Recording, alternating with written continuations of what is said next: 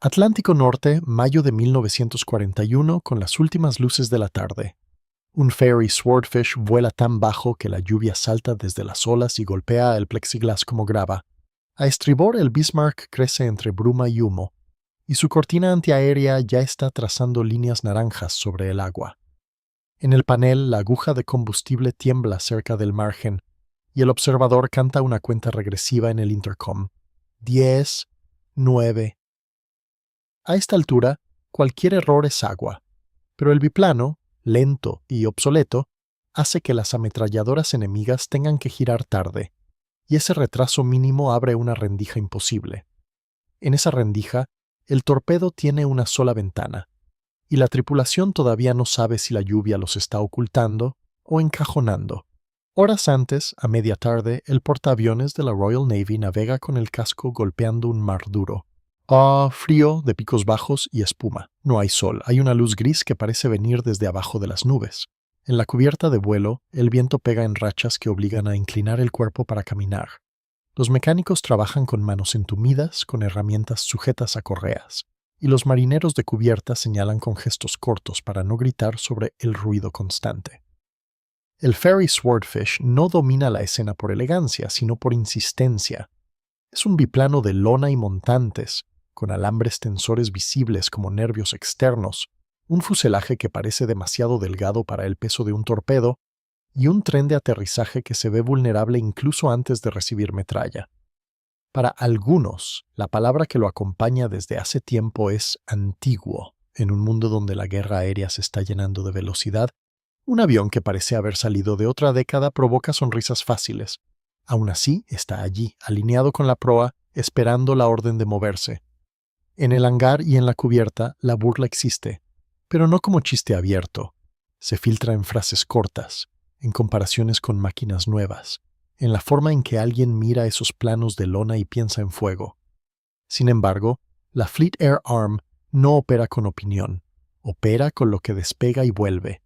Y ese día, lo que debe despegar y volver es un Swordfish con torpedo, porque el objetivo no es lucirse, sino frenar al acorazado Bismarck antes de que el océano lo esconda.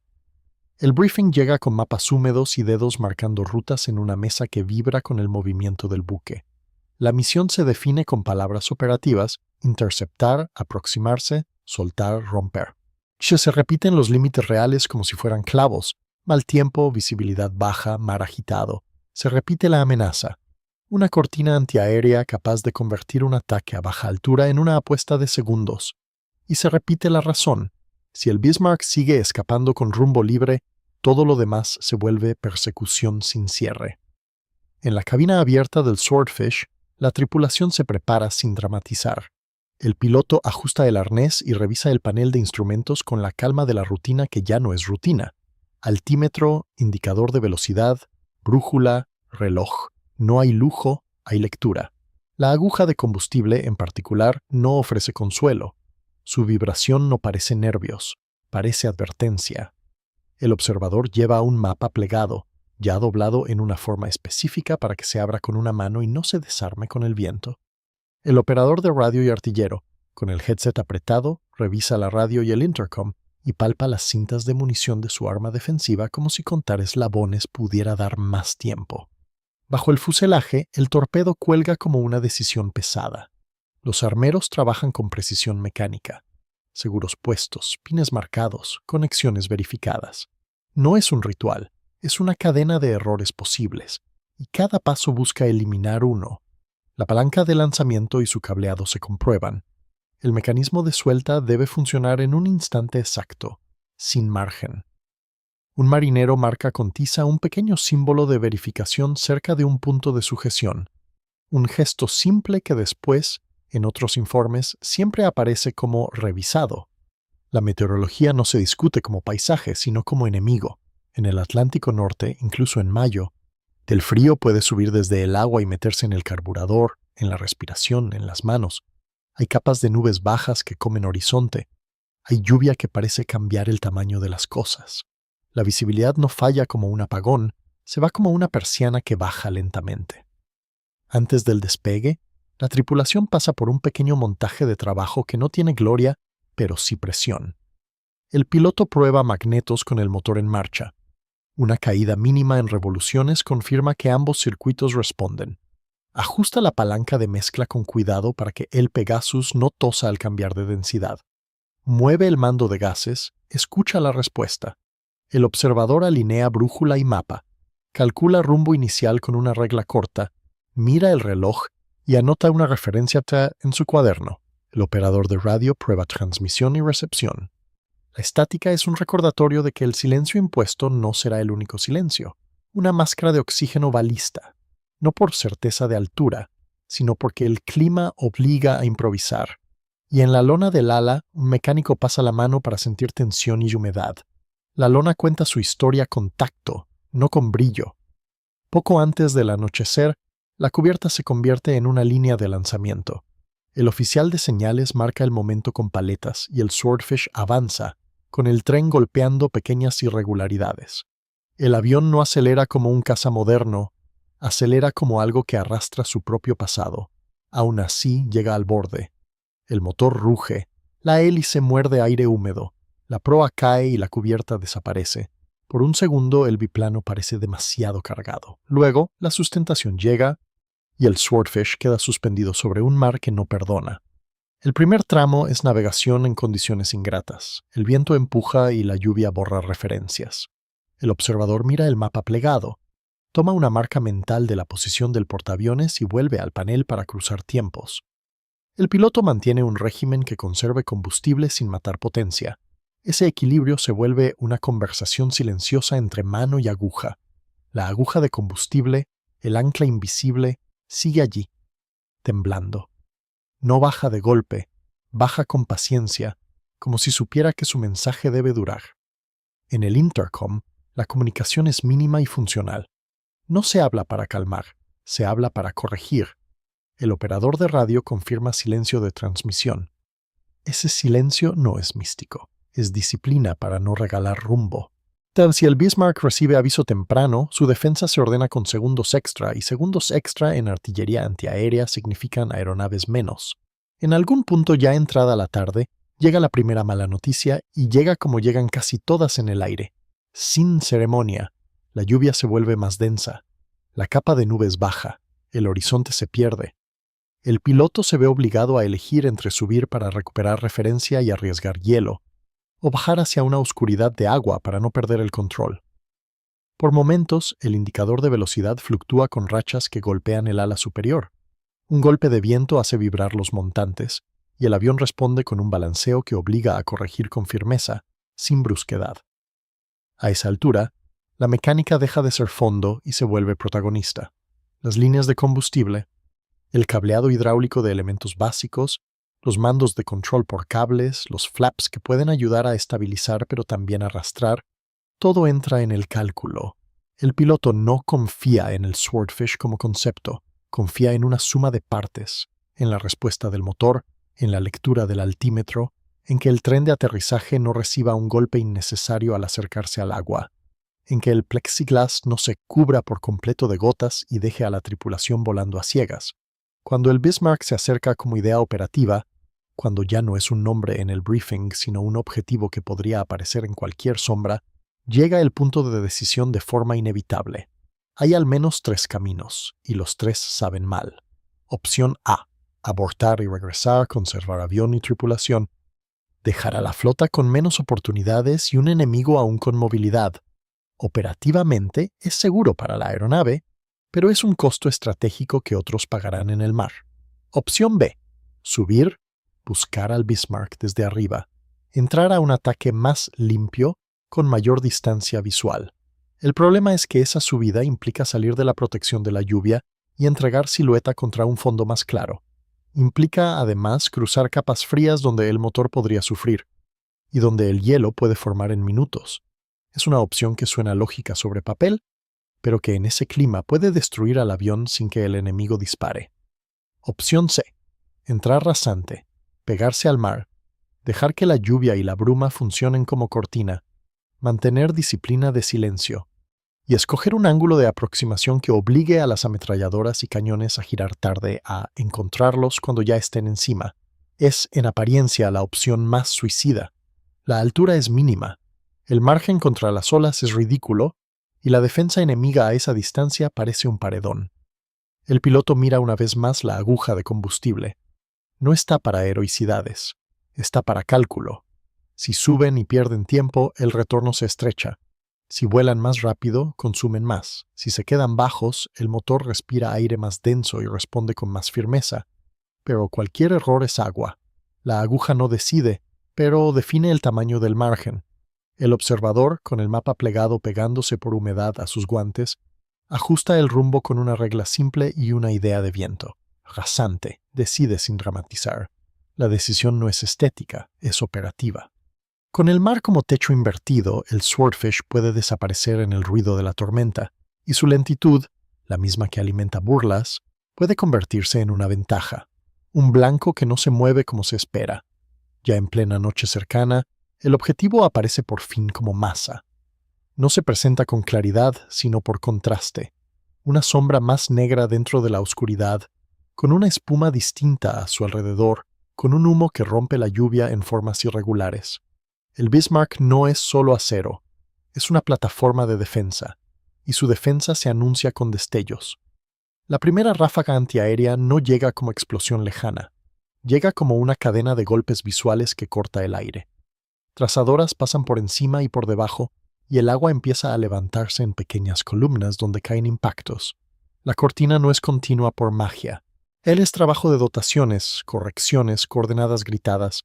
A esa distancia se ve el ritmo del disparo como un latido que el Swordfish no puede ignorar. El piloto baja todavía más. La altura se vuelve un número pequeño en el altímetro, pero el altímetro ya no es la referencia principal. La referencia es el agua. El Swordfish vuela estabilizado a metros de las olas, y esa estabilidad no es cómoda, es tensa. El tren de aterrizaje parece estar siempre a un golpe de tocar espuma.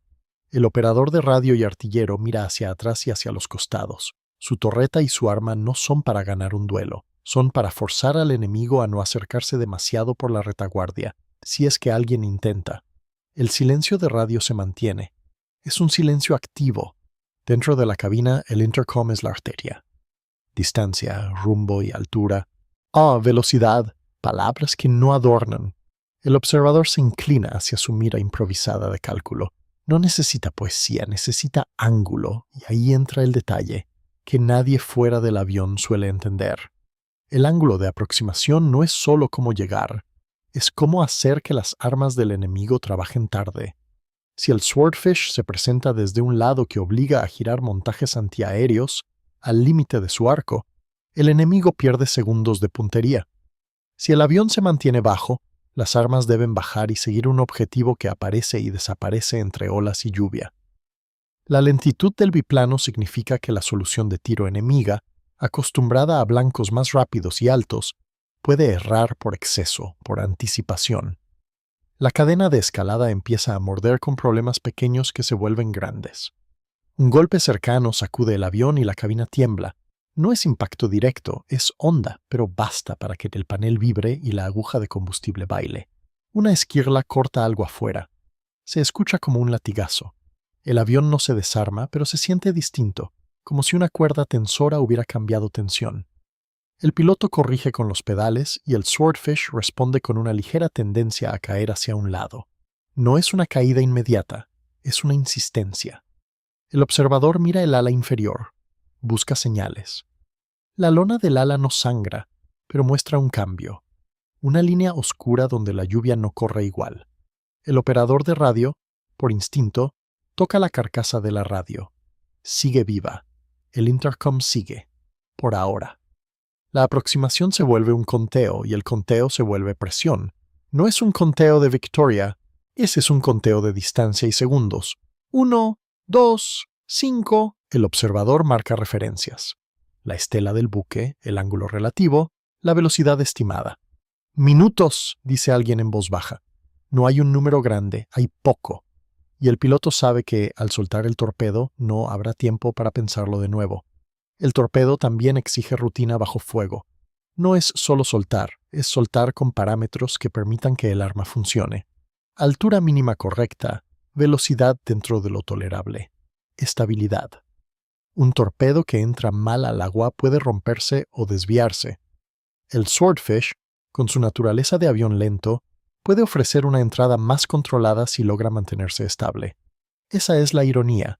Lo que parece debilidad es un posible control. La cortina antiaérea se intensifica cuando el enemigo entiende que el ataque no es un amague.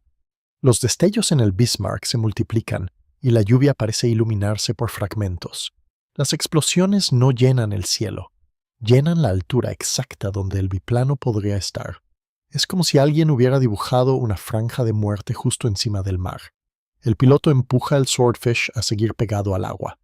La palanca de gases se mueve con cuidado para no provocar un exceso que consuma combustible sin necesidad.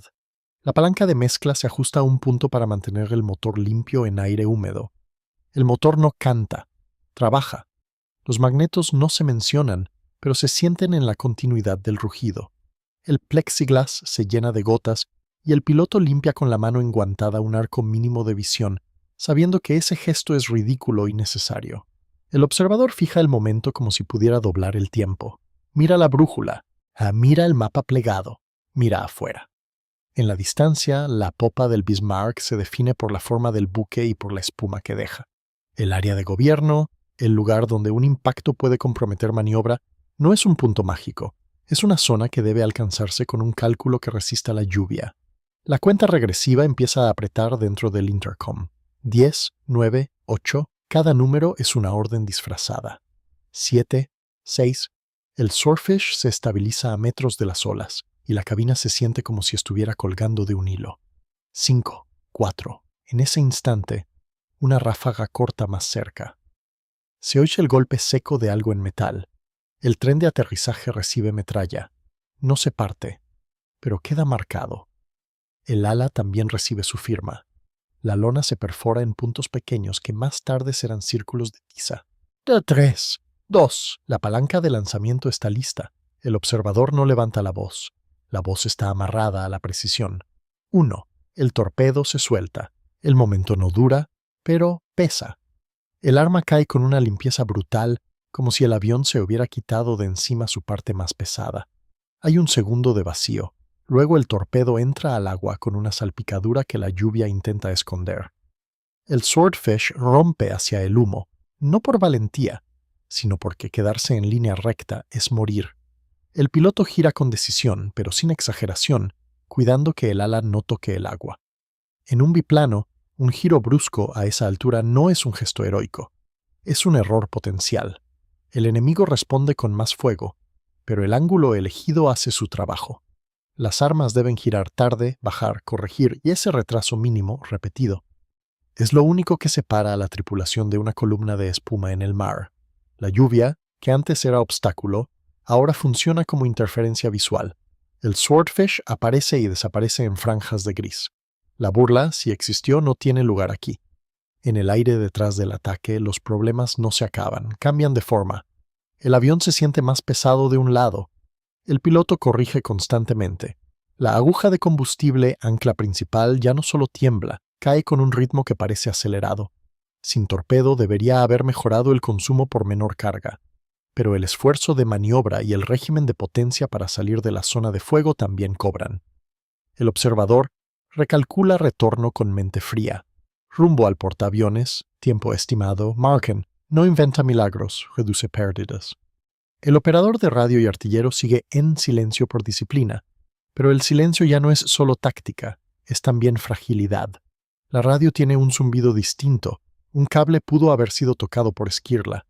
El intercom aún funciona, pero con un chasquido ocasional. El headset presiona, la lluvia sigue golpeando, el aire se vuelve más oscuro. Casi una hora después del ataque, el regreso es navegación sobre un mar que no ofrece faros. El observador usa el reloj como si fuera brújula extra.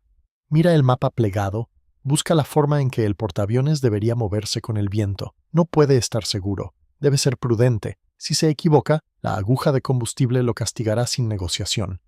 A ratos, la tripulación sube un poco para buscar una referencia en la nube. Se prueba una máscara de oxígeno por precaución cuando el aire se vuelve más frío y la humedad parece cortar. Pero subir también expone y el piloto vuelve a bajar. El Swordfish parece preferir el aire denso cercano al mar. responde mejor, se siente más pegado al control. Esa cualidad, que en otra misión podría ser irrelevante, ahora es parte del salvamento. Cuando por fin la oscuridad deja ver una sombra distinta, el portaaviones se anuncia con señales discretas. No es un faro abierto, es un sistema de luces y órdenes para no delatarse más de lo necesario. El operador de radio rompe el silencio lo justo para confirmar posición, con frases cortas, sin historia. La respuesta llega con estática y dirección. La aproximación a cubierta es el último tramo de la cadena de presión. El mar sigue agitado. Y el portaaviones no es una plataforma quieta. Sube y baja. La cubierta parece más corta de lo que es. El Swordfish, marcado por metralla, llega con el tren golpeado, con la lona perforada, con el panel vibrando por el viento. La aguja de combustible está cerca de un final que no se anuncia con alarma, sino con una aceptación fría. Queda poco. El piloto revisa una vez más el altímetro y el indicador de velocidad, ajusta gases con suavidad, usa flaps para controlar descenso sin exceso. En la cubierta, el oficial de señales guía con paletas. La coreografía es antigua y precisa. El Swordfish alinea, baja, toca. El gancho de apontaje busca el cable. Hay un instante en que el avión rebota, y ese rebote no es drama, es física. Luego el cable se engancha, el fuselaje se sacude, el avión se detiene con violencia controlada. La cubierta, que antes fue borde, ahora es alivio. Cuando la tripulación baja, lo hace sin celebraciones. Sus botas pisan una superficie mojada y resbalosa. El aire huele a combustible, a aceite, a mar. Los mecánicos se acercan con linternas, y el primer gesto no es abrazo, es inspección. En la lona del ala aparecen perforaciones pequeñas, algunas agrupadas. Un mecánico toma tiza y marca cada impacto con un círculo blanco. Esos círculos se vuelven contabilidad. Alguien anota. Ala, tren, fuselaje. No hay exageración. Hay registro. El registro de lanzamiento también existe, con hora anotada, como lo exige la rutina naval. No necesita adornos para hacer prueba. Una línea de tinta basta para fijar que ese avión salió y volvió en un margen que parecía imposible. En el cuaderno del observador hay tiempos y rumbos escritos con letras apretadas por humedad. En un parte de misión posterior, el punto de suelta del torpedo queda descrito con términos operativos: altura baja, aproximación rasante, condiciones de lluvia, defensa intensa. Y en los reportes que circulan entre mandos se menciona el resultado medible sin palabras grandilocuentes. Un impacto en la zona de popa dejó el gobierno comprometido y obligó al buque a describir un giro torpe. Ese giro no derrota por sí solo a un acorazado. Lo que hace, de forma concreta, es recortar opciones. Un buque que no gobierna bien no elige rumbo con libertad. Responde. En términos operativos, eso significa que otras fuerzas pueden alcanzarlo con mayor probabilidad, que el tiempo deja de ser un aliado del que huye. El impacto, medible y defendible, no es una leyenda, es una condición creada en el mar, anotada en informes, está observada en trazas de rumbo. La consecuencia inmediata para el Swordfish es humilde y física. Volver con vida, con el tren y las alas marcadas por metralla, y aterrizar en cubierta en un momento de mar difícil. Ese es el primer payoff, el output. Un retorno, una inspección, marcas de tiza en lona, una línea de registro, un torpedo ya ausente, un panel aún vibrando. El segundo payoff, el impacto, queda en lo que permitió sin exagerar. Frenó un escape que dependía de maniobra y tiempo y estrechó la persecución. No cambió el océano, no cambió la guerra para siempre. Cambió un margen operativo en un día específico y bajo un clima específico. Y a veces, en la guerra, un margen así es lo único que se necesita. En el portaaviones, la burla se apaga de forma práctica, no se convierte en ceremonia. Ahora se convierte en una mirada diferente hacia el biplano de lona que volvió. El ferry Swordfish sigue siendo lento, sigue siendo expuesto, sigue pareciendo obsoleto al lado de máquinas más rápidas. Pero esa noche, su lentitud obligó a las armas enemigas a girar tarde. Su estabilidad a baja velocidad hizo posible una suelta controlada. Su estructura de lona y montantes aguantó golpes que pudieron desarmar otra cosa. Y su tripulación usó lluvia, silencio y ángulo como herramientas, no como supersticiones. En días posteriores, cuando se revisan partes y se comparan tiempos, la historia se queda en documentos más que en discursos. Se menciona la disciplina de radio, el vuelo rasante, el ángulo de aproximación, la ventana exacta antes de romper hacia el humo. Se mencionan marcas de impacto señaladas con tiza en la lona del ala. Se menciona el regreso tenso a cubierta, y se menciona, con sobriedad, que un biplano del que se burlaban ayudó a poner al Bismarck en una trayectoria que ya no era la que quería. Si este tipo de misiones operativas, con sus límites reales y sus decisiones bajo presión, te interesa, suscríbete para más historias y deja tu comentario con respeto por la historia y por quienes la volaron.